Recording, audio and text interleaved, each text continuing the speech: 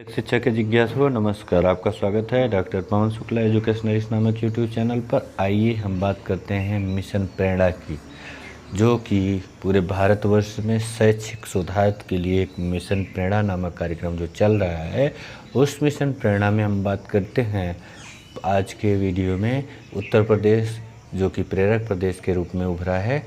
प्रेरणा तालिका में कक्षा 5 की हिंदी के संदर्भ में क्या विषय हैं और उनकी क्या क्या दक्षताओं की अपेक्षा की जाती है, उन विषय और दक्षताओं की बात करते हैं, जिसके आधार पर जो मिशन प्रेरणा है वह अपनी सफलता की ओर बढ़ेगी। और आप इसको सुनेंगे, देखेंगे, समझेंगे, जिससे कि आप जान भी जाएं। साथ ही आपको जब महानिदेशक कार्यालय शिक्षा का है, उससे आने वाले फ़ोन कॉल का सही उत्तर भी दे सकें। तो इसका जो पहला विषय है, सुनकर समझना और प्रतिक्रिया देना। आपने देखा है 1 से लेकर के 5 तक की हिंदी में सुनकर समझना और प्रतिक्रिया देना पहला विषय होता है। तो कक्षा 5 का जो विद्यार्थी है वह क्या करेगा, किसी पाठ को या भाषण को या बात को सुनेगा या किसी वीडियो को देख करके उसके उद्देश्य को, संदर्भ को और मुख्य भाव को समझते हुए अपना विचार बना लेता है, बना लेती है। दूसरी बात करें तो किसी पाठ या भाषण या बात को सुन करके उसके बारे में एक तर्कसंगत राय बना लेता है या बना लेती है। पाठ को, भाषण या बात को संक्षिप्त में बता लेता है, बता लेती है और निष्कर्ष आधारित प्रश्नों का उत्तर दे पाता है, दे पाती है बड़े पाठों से। इसके बाद शब्द भंडार की बात करें कि जो शब्द भंडार है, शब्द भंडार के संदर्भ में कक्षा 5 के विद्यार्थियों से मिशन प्रेरणा में प्रेरणा तालिका अपेक्षा करती है कि विभिन्न विषयों और संदर्भों के नए शब्दों को बातचीत के आधार पर वे सीख पाते हैं या सीख पाती है। उसके अर्थ और उपयोग को समझ लेते हैं और संदर्भ में उपयोग कर पाते हैं। पाठ के परिचित शब्दों को पहचान कर उनके व्याकरण के आधार पर उसका अर्थ निकाल लेते हैं। और दूसरी बात इसमें विषय के रूप में देखें तो मौखिक अभिव्यक्ति और सृजनात्मकता है। मौखिक अभिव्यक्ति यानी जो आप बिना देखे बता सकें, सृजनात्मकता कुछ उसमें से नया क्रिएट कर सकें। इसके बारे में बात करें तो चौथा ध्येय आता है किसी बात या बिंदु पर अपनी सोच व विचारों व राय को मौखिक रूप से बतला सकता है, बतला सकती है और विविधता के साथ वाक्य संरचना का इस्तेमाल करते हुए किसी कहानी को सुना सकता है, सुना सकती है। अगली बात है किसी कहानी या घटना के आधार पर किसी पात्र का अभिनय कर पाते हैं या कर पाती है बालिका है तो, और संवाद को प्रभावी तरीके से बोल पाता है या बोल पाती है। यानी जो पात्र है उस पात्र के हिसाब से वह भूमिकाओं का निर्वहन कर लेता है या नहीं कर पाता है।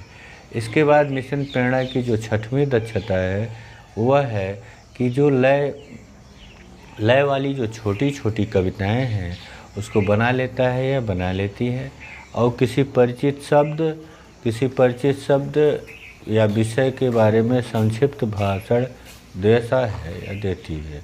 इसके बाद भाषा संरचना और व्याकरण के संदर्भ में बात करें तो जो इसका 7वां उद्देश्य है, संज्ञा, सर्वनाम, विशेषण, क्रिया और उपसर्ग प्रत्यय के उपयोग को अच्छी तरह से समझ लेता है, उसे लिखने बोलने में उपयोग में ला सकता है। परिचित शब्दों के जो विपरीत यानी विलोम हैं या पर्यायवाची समानार्थी शब्द अर्थों को जानता है। लेखन के दौरान वो विराम चिन्हों का 1 कामा, 2 कामा, छोटा लघु विराम या फिर पूर्ण विराम, प्रश्नवाचक चिन्ह, इस तरह के जो भी चिन्ह हैं व्याकरण में उनका वो उचित उपयोग कर लेता है और स्वयं की लेखन की त्रुटियों को सुधार लेता है, मात्रा उत्तर सब कुछ।